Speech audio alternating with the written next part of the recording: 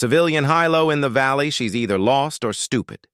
The radio crackled from the Blackhawk formation as they swooped in to track the small silver helicopter racing across the valley. The pilots chuckled, preparing to force her to land, but when they got close enough to see the faded emblem on her aircraft door, the entire formation immediately spread out, none daring to get closer. Who was she, and why did just one old symbol make the entire sky stop? Captain Sophia Caney, 37 years old.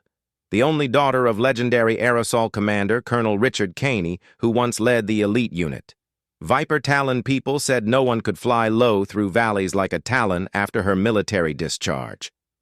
Sophia chose a quiet life operating medical rescue services in a hazardous terrain. Her helicopter was more than transportation. It was her sanctuary, her connection to a father whose shadow both protected and challenged her.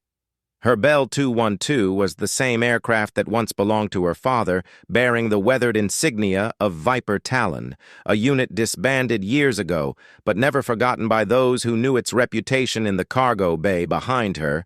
A critically injured mountain climber lay unconscious, his pulse weakening by the minute.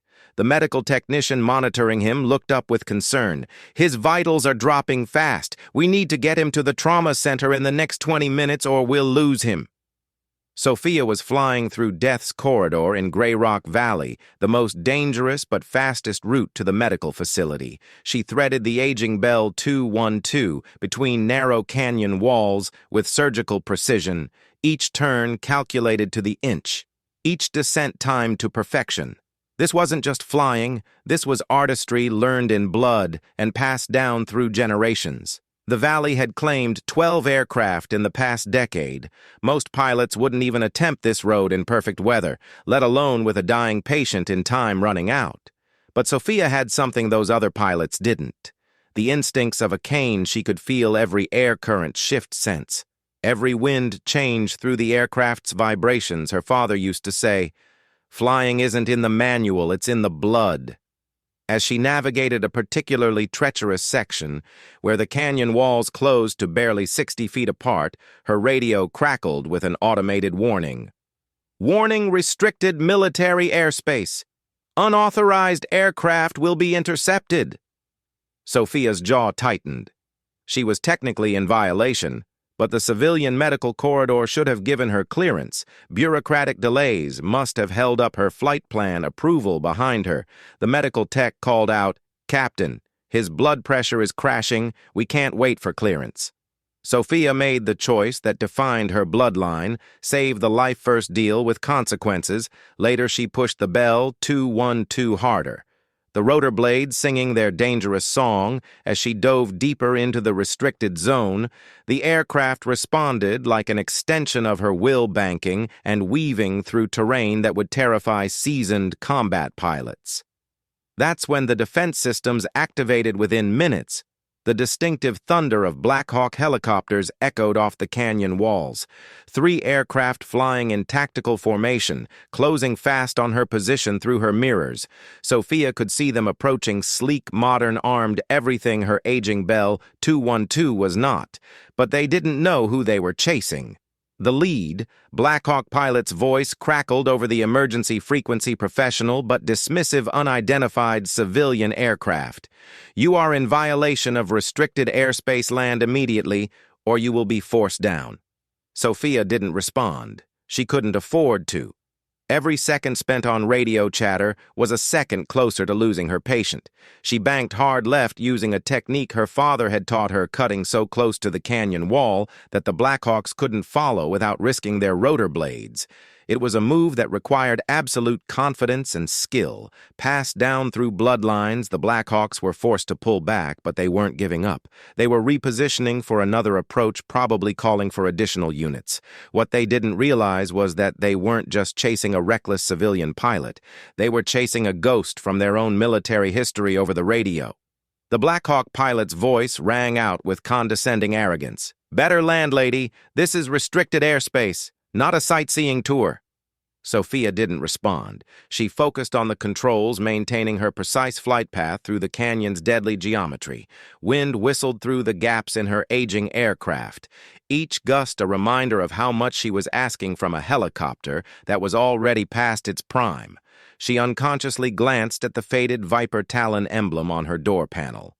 The legacy of a father she both revered and struggled to live up to, the silver cobra with spread wings, its paint worn by decades of weather and use, but still unmistakably proud. Behind her, the medical technician checked the patient's vitals again. "Captain, we're losing him. Heart rate is dropping into dangerous territory." Sophia pushed the Bell 212 harder, diving through a gap between canyon walls that left mere feet of clearance on either side. It was a maneuver that required not just skill, but an almost supernatural connection to the aircraft, the kind of flying that couldn't be taught in any academy. Her father used to say that flying wasn't just about following instruments, it was about feeling the air currents shift through your bones, sensing pressure changes in your blood, knowing what the aircraft needed before it needed it. The Blackhawks regrouped, coming at her from different angles. Their pilots were good, military-trained professional, confident in their superior equipment and numbers, but they had never flown against a Kane civilian aircraft. "This is your final warning." The lead pilot transmitted his patience clearly. "Exhausted. You are endangering lives and violating federal law land now, or we will take action." More chatter came over the frequencies, voices she wasn't supposed to hear but picked up anyway. "Can you believe this? Some weekend warrior thinks she can outfly military aircraft, probably some rich civilian playing pilot. These types think money makes them invincible. Her bird's so old it belongs in a museum. How is she even keeping up?" The comments stung more than Sophia cared to admit. They saw her as just another reckless civilian, someone playing games with equipment. She didn't understand.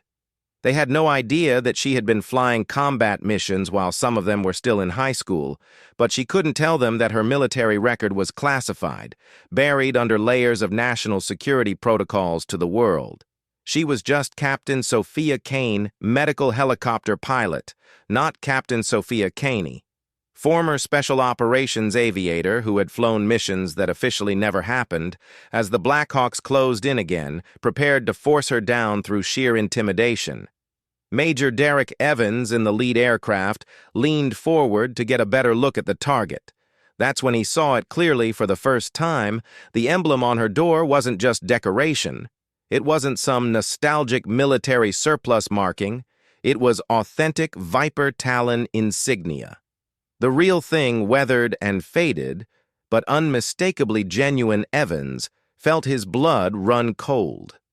20 years ago, he had been a young lieutenant getting his first taste of advanced flight training. His instructor had been a grizzled veteran named Sergeant Morrison, a man who rarely spoke about his past, but commanded absolute respect from everyone who knew him. One day, Morrison had pulled Evans aside after a particularly difficult exercise. "Son," the old sergeant had said, "if you ever see a cobra with wings in the sky, you don't engage, you don't challenge you. Learn, because that's the purest form of flying you'll ever witness." Evans had asked what he meant, but Morrison had just walked away, leaving behind only the cryptic warning that had stuck with him for 2 decades, now staring at the faded Viper Talon emblem. Evans understood he wasn't just looking at a symbol, he was looking at living history, at a legacy that his own instructor had revered enough to build his entire teaching philosophy around. His hands trembled slightly on the controls as the realization hit him. The woman they were pursuing wasn't some reckless civilian. She was carrying the bloodline of the most legendary tactical aviator in modern military history, Colonel Richard Kane, the ghost of Grey Rock Valley, the man whose flying techniques were still whispered about in advanced pilot training, even though his existence was officially classified. Evans keyed his radio, his voice suddenly filled with awe and respect. "All units break off, repeat. All units break formation. That's Viper, Talon insignia. That's Kane's bird." The formation immediately scattered, the Blackhawks pulling back to respectful distances. The arrogant chatter on the radio died, instantly replaced by stunned silence, because some symbols don't need explanation. They just need to be recognized, and once recognized, they command the respect that legends deserve. Sophia felt the change immediately. The aggressive pursuit turned into something else entirely. The Blackhawks were no longer hunting her. They were honoring her for the first time in years. She wasn't flying alone. She was flying with the ghost of her father's reputation, protecting her wings. No explanation needed, no shouted commands. Just one silent symbol changed everything. Because true power doesn't need to announce itself. It only needs to be recognized. Where does real power lie? In shining uniforms and shoulder ranks, or in a silent emblem carrying the weight of sacrifice? Comment: wait, if you believe some things don't need to be displayed to command respect, their presence alone is enough. Word of the Viper Talon sightings spread through military channels faster than the helicopters could fly within minutes. The incident had reached the desk of General Patricia Morrison at Grey Rock Command, the same Morrison who had once been Sergeant Morrison Major Evans's flight instructor 20 years earlier. She picked up the secure line immediately. "Evans, confirm your visual. Are you certain about the insignia?" "Yes, ma'am," Evans replied, his voice still carrying notes of awe. "Authentic. Viper Talon marking weathered but genuine. The aircraft is a Bell 212, silver with blue trim. Pilot is maintaining emergency medical flight through Death's Corridor." Morrison closed her eyes for a moment, memories flooding back from decades past. She had served under Colonel Richard Caney for 3 years. The most terrifying and educational period of her military career. Kane had been more than a commander. He had been a force of nature who redefined what was possible in rotorcraft aviation. General Evans continued, "How do you want us to proceed? The pilot is technically in violation of restricted airspace, but she's flying like her father," Morrison finished quietly. "Maintain protective escort, Major. Do not interfere with her flight path." And Evans, "Yes, ma'am. Consider this your advanced education in what real flying looks like." Meanwhile, Sophia was threading her helicopter through the most challenging section of Death's Corridor, a series of switchback turns between canyon walls that narrowed to less than 50 feet at their tightest point. Most pilots required perfect weather conditions just to attempt this route. She was doing it in cross winds with a dying patient and military aircraft shadowing her every move behind her. The medical technician watched in amazement as she navigated turns that seemed physically impossible for an aircraft of the Belt 2.0 size. "Captain, how are you flying through gaps this narrow?" "My father taught me something they don't put in flight manuals," Sophia replied. Her voice steady, despite the incredible concentration required. "The aircraft doesn't know what's impossible, only pilots think they know limitations." She banked hard, right so close to the canyon wall that Major Evans, watching from above, instinctively pulled back, even though he was flying at a safe altitude control. "This is Blackhawk lead." Evans transmitted on a secure channel. "I need to report something the pilot we're escorting. She's not just carrying Kane's insignia, she's flying like him." General Morrison's voice came back. "Immediately explain, ma'am. She just executed a 90-degree bank turn in a 50-foot gap at 60 knots in cross winds with a patient on board. That's not just skill. That's something else entirely."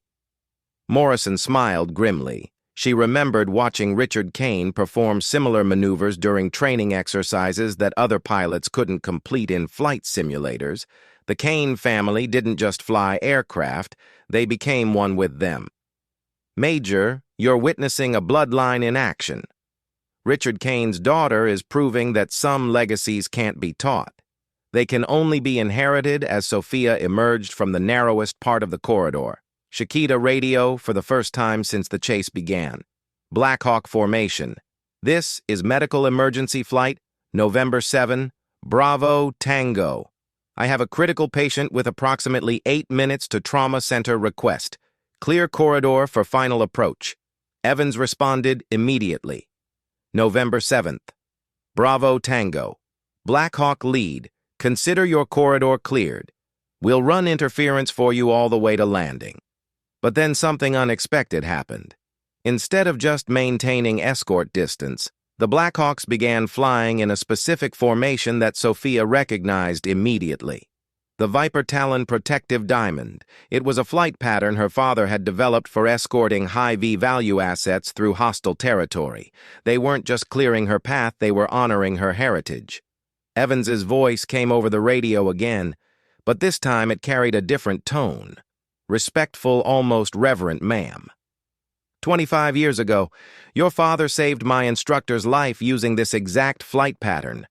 Sergeant Morrison always said if he ever got the chance to return the favor to a cane, he'd consider it the honor of his career. Sophia felt tears sting her eyes. The protective diamond wasn't just a tactical formation. It was a message the military community that had buried her father's achievements in classified files was finally acknowledging his daughter. Today we're returning that favor. Evans continued. Ma'am, you've got Viper Talon escort all the way home. The formation adjusted seamlessly as they approached the trauma center. The Blackhawks positioned themselves to block any civilian air traffic, creating a sterile corridor. For Sophia's approach, it was military precision applied to a civilian medical emergency. The kind of inter-Irvis cooperation that only happened when legends were involved as they neared the hospital landing pad. General Morrison's voice joined the frequency. November 7, Bravo Tango.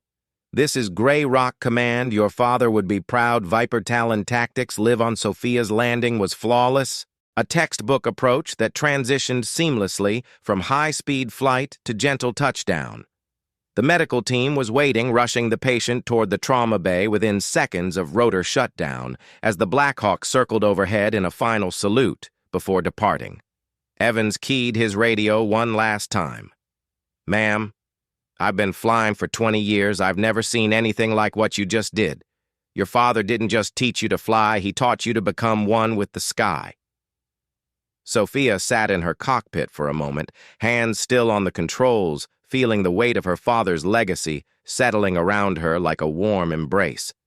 For years she had felt like she was flying in his shadow today.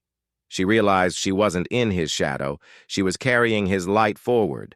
The Viper Talon emblem on her door might be faded, but the bloodline it represented burned as bright as ever. Some skills aren't learned in classrooms or training programs, they're passed down through generations, encoded in DNA, transmitted through love and loss, and the unbreakable bonds between father and daughter. Today the sky had remembered the Kane name, and it had bowed in respect within hours of Sophia's emergency flight. The story had spread throughout the military aviation community, not the classified details. Those remained locked away, but the fact that a Kane had flown again, and flown like the legend said the mountain climber survived. Emergency surgery was successful, and doctors credited the rapid transport time as the decisive factor in saving his life. What they didn't know was that his life had been saved not just by speed, but by flying skills that transcended normal human capability back at Grey Rock Command. General Morrison found herself fielding calls from flight instructors across 3 service branches. Young pilots were asking about the Death Corridor maneuver and the Viper Talon Protective Diamond questions about techniques that weren't in any manual tactics, that lived only in whispered stories and classified memories. Major Evans requested a meeting with the general that afternoon. "Ma'am, I need to ask you something," he said, standing at attention in her office. How many pilots could have made that flight today? Morrison considered the question carefully. In perfect weather with unlimited visibility and no time pressure, maybe 12 pilots worldwide could navigate Death's Corridor safely, and in the conditions Captain Caney faced today with cross winds, a dying patient, time pressure, and 3 Blackhawks breathing down her neck. Morrison shook her head. There was only one pilot alive who could have made that flight, and we just watched her do it. Evans nodded slowly. Ma'am, request permission to establish a training exchange program. I think our pilots could learn something from studying her techniques. Denied, Morrison said firmly. Then she smiled. Because I already called her.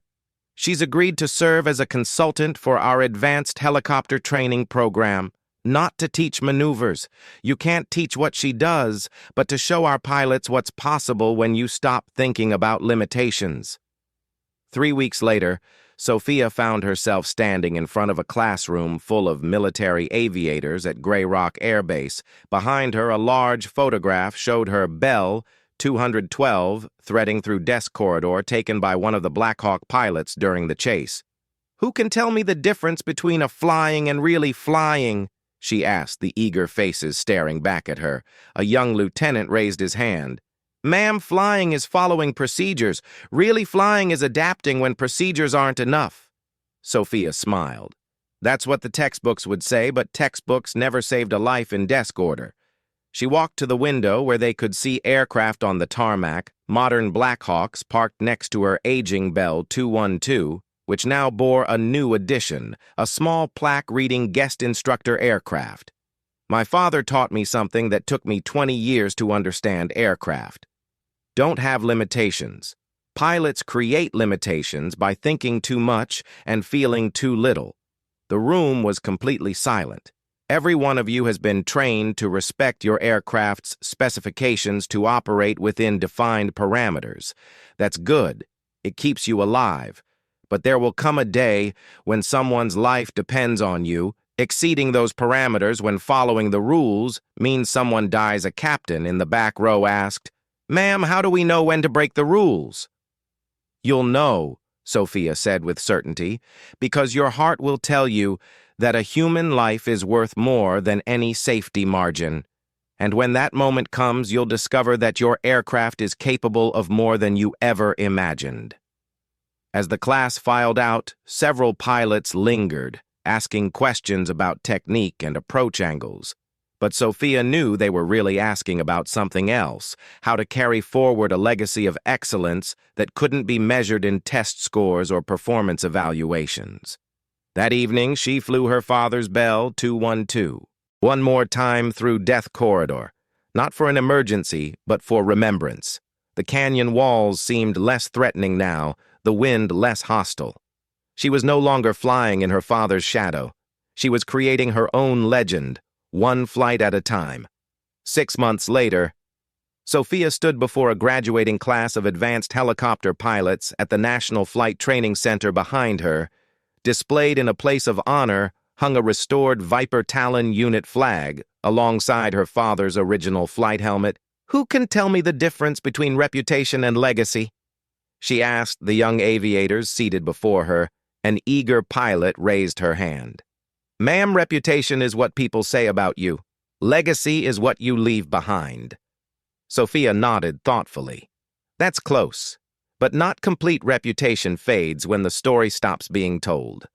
Legacy lives on because it becomes part of who people are." She walked to the window where they could see the flight line rows of advanced military helicopters alongside civilian medical aircraft, all sharing the same sky her father had once commanded. "My father never received public recognition for his service. His missions were classified. His techniques were whispered rather than written, but his legacy didn't need monuments or medals." The room was completely silent. 6 months ago, I was just another medical pilot flying dangerous routes today. 3 of you will graduate using techniques that began with a man whose name most of you have never heard. That's how real legacy works. It doesn't announce itself. It simply becomes the new standard. She turned back to face them. "Every one of you will face a moment when everything you've learned isn't enough, when the textbook solution will fail and someone's life will hang in the balance in that moment. You'll discover that the aircraft you're flying is capable of more than its specifications." A lieutenant in the front row asked, "Ma'am, how do we access that extra capability?" "You stop thinking like a pilot and start thinking like the aircraft," Sophia said with quiet conviction. "You become one with the machine, feel its heartbeat, understand its soul. My father used to say that legendary pilots don't control aircraft. They merge with them." She gestured to the flag behind her. The Viper Talon unit was disbanded decades ago, but its spirit flies on in every pilot who chooses courage over caution, who pushes beyond limitations when lives depend on it. As the ceremony concluded, Sophia walked outside to where her Bell 212 waited. The aircraft looked older than ever next to the modern helicopter surrounding it, but age had given it something the newer machines lacked: character forged through decades of service. She climbed into the cockpit and spoke quietly to the empty air. "Dad, your emblem may be faded, but your legend is just beginning to spread its wings." The engine started with its familiar rhythm, and Sophia lifted off into the afternoon sky below her. The next generation of pilots watched from the ground, knowing they had witnessed something that couldn't be taught. Only inherited some legacies don't need monuments. They live on in the bloodlines that carry them forward, creating new legends, one flight at a time. True honor doesn't announce itself. It just appears, and the sky knows to bow. Subscribe, Ironheart Stories, if you believe quiet legacies still fly, and always.